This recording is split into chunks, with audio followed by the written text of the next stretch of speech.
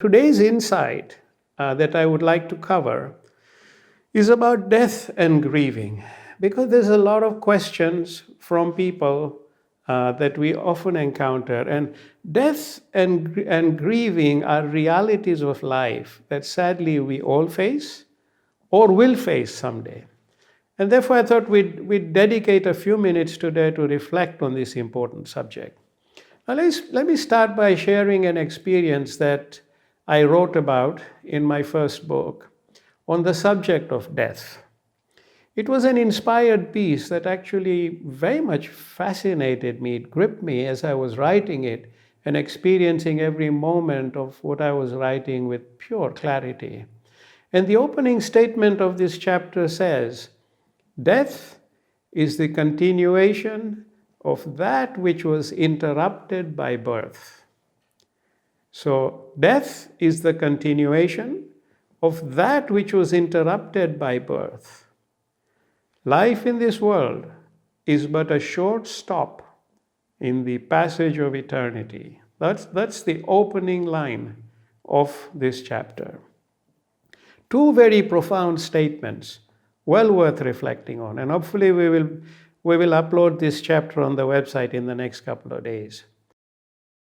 Now, in this chapter, in my book, I boarded a train on my journey through eternity.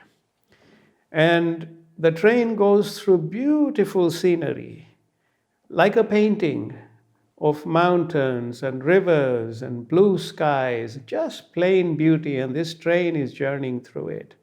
And I was part of this painting as I journeyed through my eternal journey.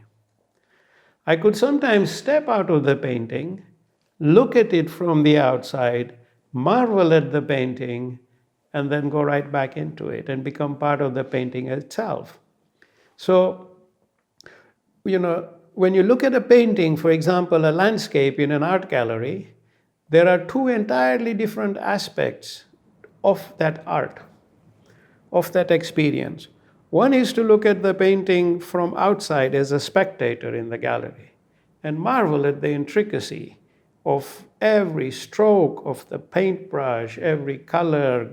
You marvel at that landscape that's before you. And the other aspect is to actually step in and become part of the painting itself, viewing it from within. It looks very different. So, same painting, but two vantage points of experience, something to reflect upon. Now, in this chapter, as I was in this painting, or I was in this journey through eternity, I went through valleys of snow-capped mountains, sparkling rivers, lakes, green fields, pure nature. And as I'm going through all this, I'm totally enthralled each moment. And then the train stops, and I step out, and before me is this spectacular garden, beautiful garden. And I start walking into the garden, and I see a small stream of crystal clear water. It's almost like a little brook of crystal clear water flowing with pure energy.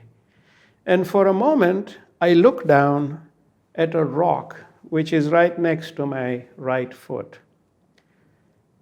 At that point, as I looked at that rock, for one very brief moment, I was out of that picture of eternity.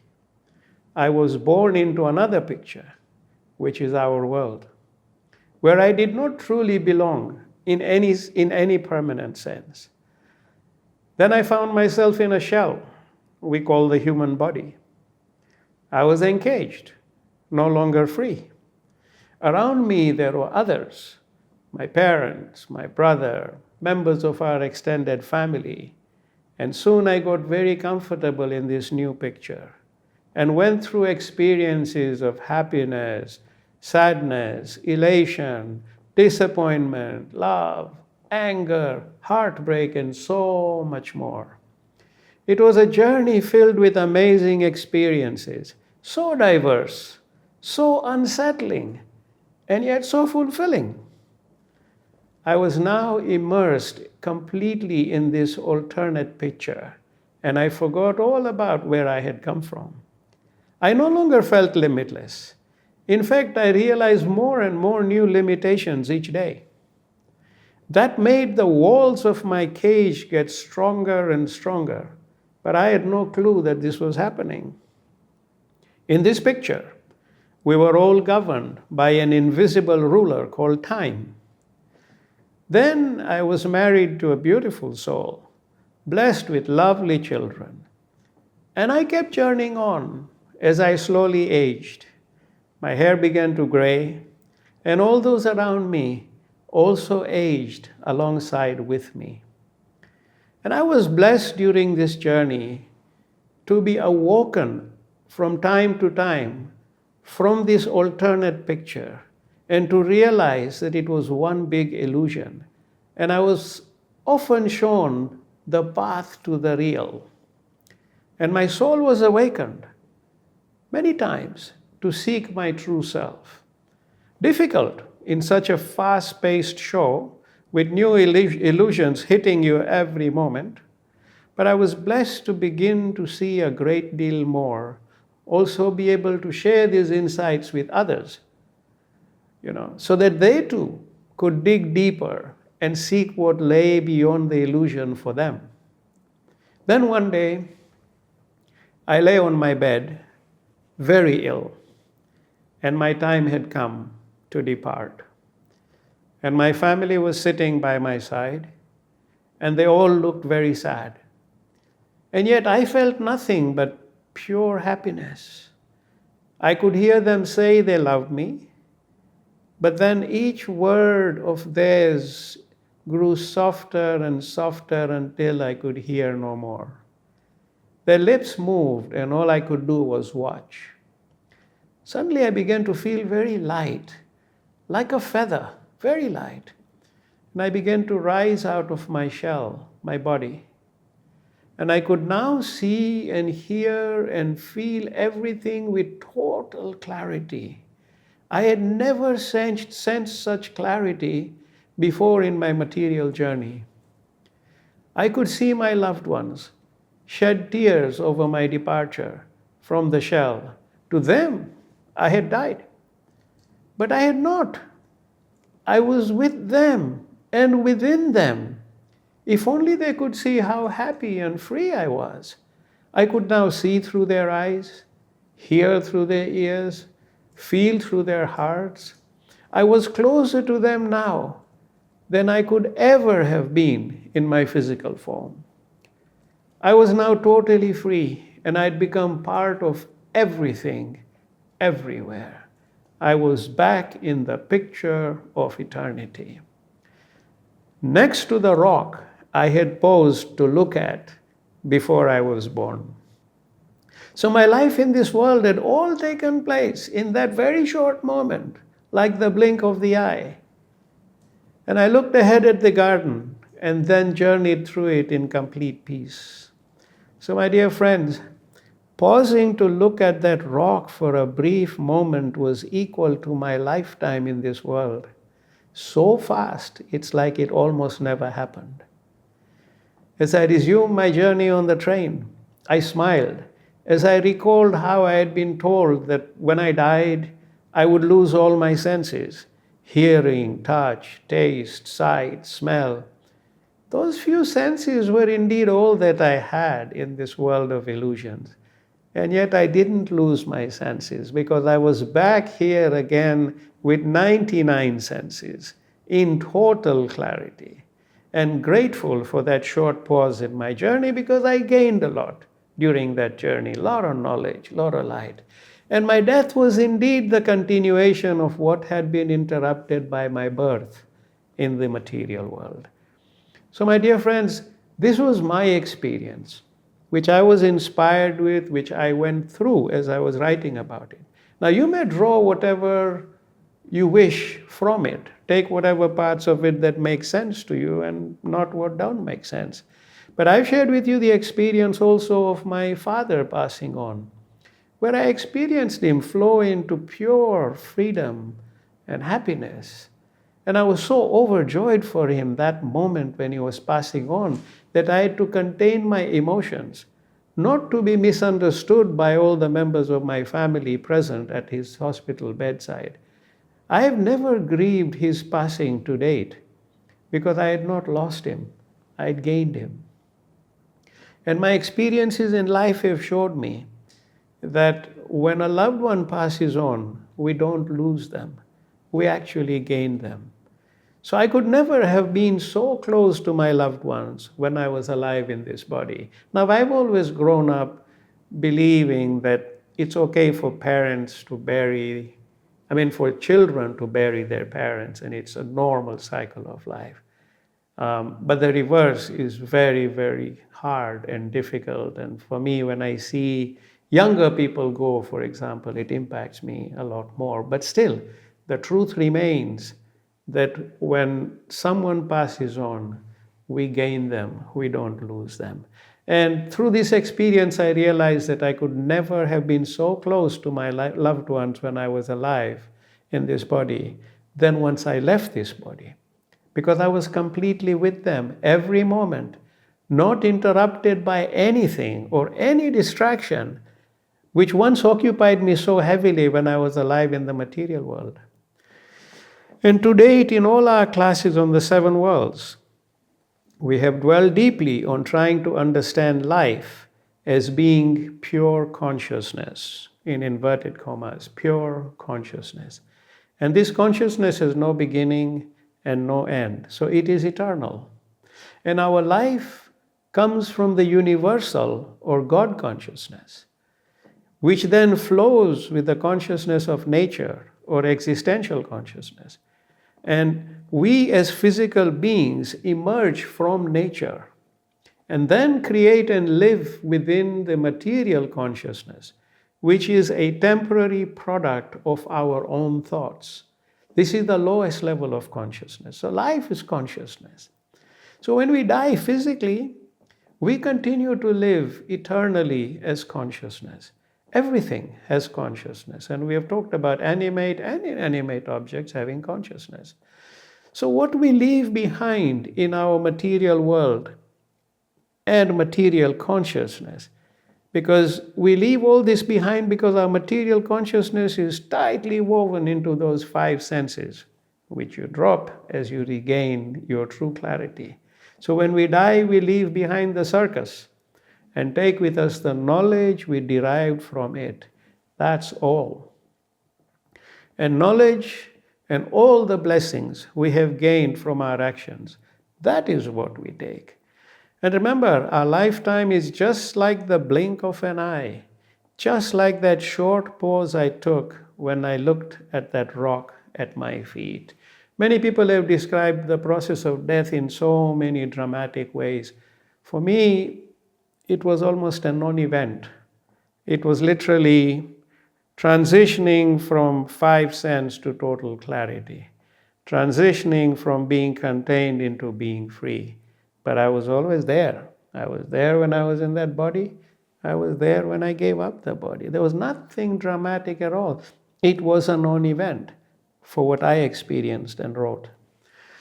So the first part of our insight today is to consider the following key points in summary. 1, life is consciousness and it is eternal. Number 2, our material world is temporary and limiting. It is not the real. It is that playground where we all come to derive experience and knowledge. Life in the material world is as short as the blink of an eye. So let's not give it a sense of permanence. And let's live it as fully as we can by always being in the present. And death is the continuation of that which was interrupted by birth. And death is nothing to be feared. It is our gift of passage to the eternal freedom. It is our gift of passage to the eternal freedom. It is the key we all have. It is the key we do not have to be afraid of when the time comes for its use, because it opens the prison cell. How can we ever fear it? All we can do is smile and warmly embrace the continuation of our eternal journey. So think about this insight when you consider the notion of death.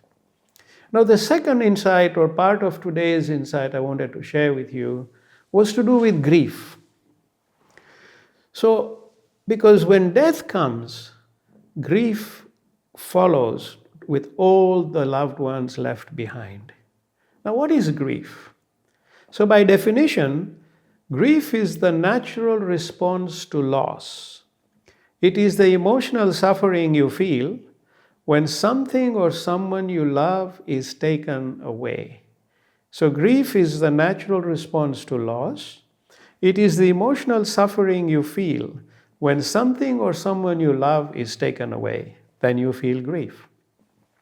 So, grief embodies a deep sense of loss and an experience that can shake any human being down to the core. I mean, I've even seen animals grieve like we do because they too know and feel loss. And grief leaves a void in us that is filled with pain and often fear. Now, according to the published literature, there are 7 stages of grieving. The first one is shock and denial.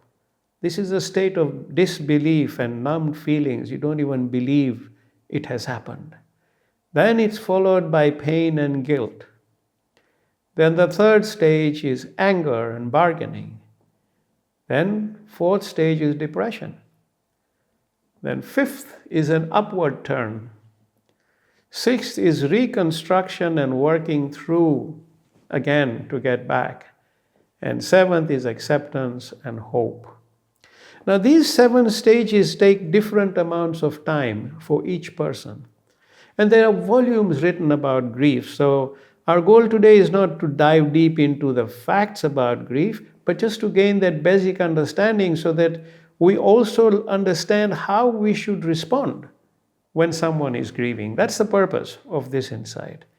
So, firstly, if we understand grief, it will help us to deal with our own grief.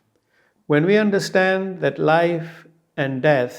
when we understand life and death a bit better, and then we realize that death is not the ultimate end or loss.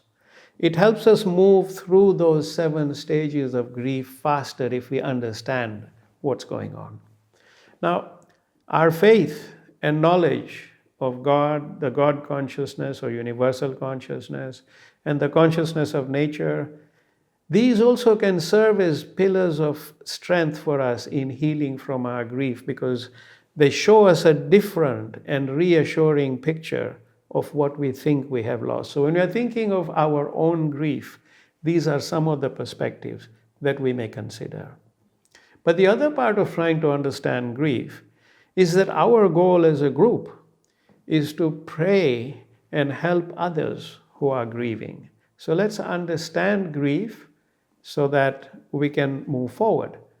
So in this regard, when we meet someone who has lost a loved one, let us think about choosing our words very carefully, if we really want to be of help. In all our years of working globally, sharing knowledge and meditations and doing healings all over the world, teaching people to heal themselves with meditation, Karima and I have met some wonderful people. We work with thousands of people, but we have come across death and grieving in so many different dimensions and cultures. And we've seen what a devastating effect grief can have over people. So what did we learn from our experience of grieving people? I know parts of what I'm about to say may surprise some of you, but take it as food for consideration.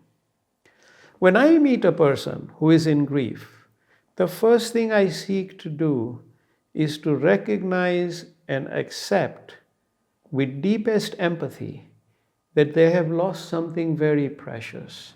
So that's the first thing. Therefore, they are in deep pain and need genuine compassion or care and companionship.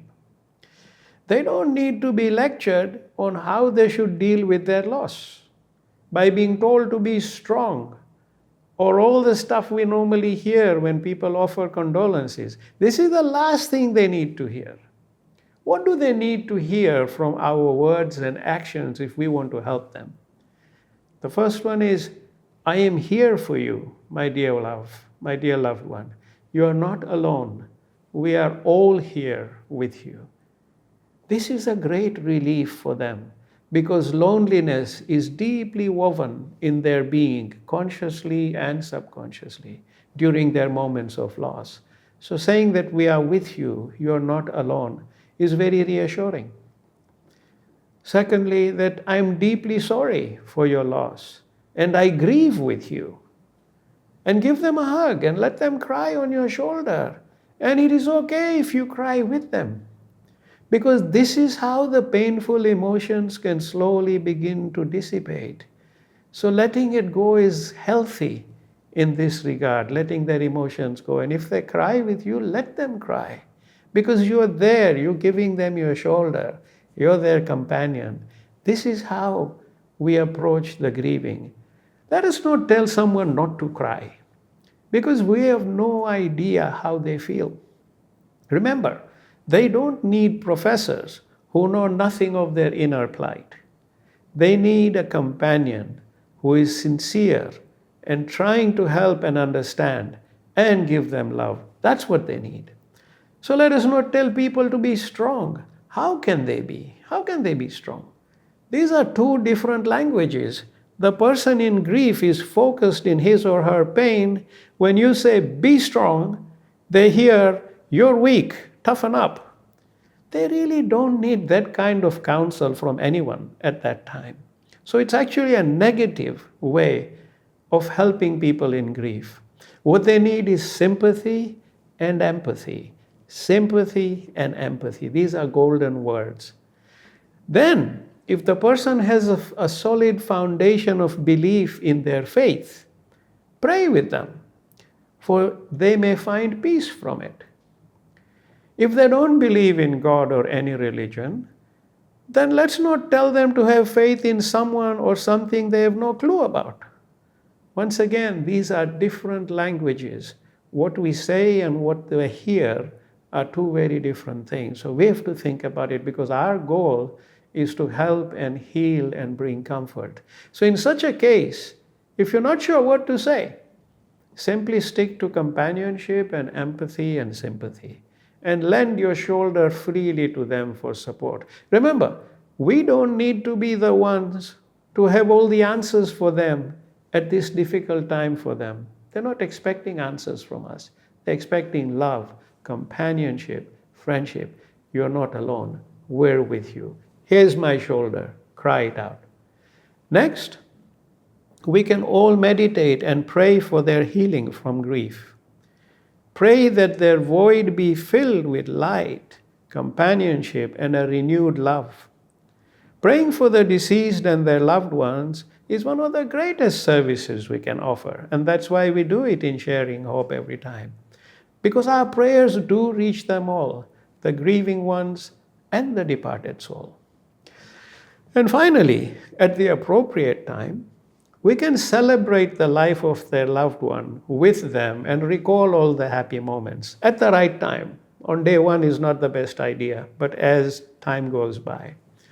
And also after the funeral and things have been completed, let's put in the time to remain in touch with them. Give them a call. Ask them how they're doing. Because after the funeral, typically people drift away as time passes by. So carry on being that companion and friend available to the person, so that they can go through those 7 stages and come out of it with hope, confidence, and light. That's how you serve. That's how we serve people who are grieving. So today I wanted us to reflect on this short insight on death and grieving, because this understanding may be helpful for us as we all work together to share hope and be of help and service to our fellow creation who are suffering and hurting from grief.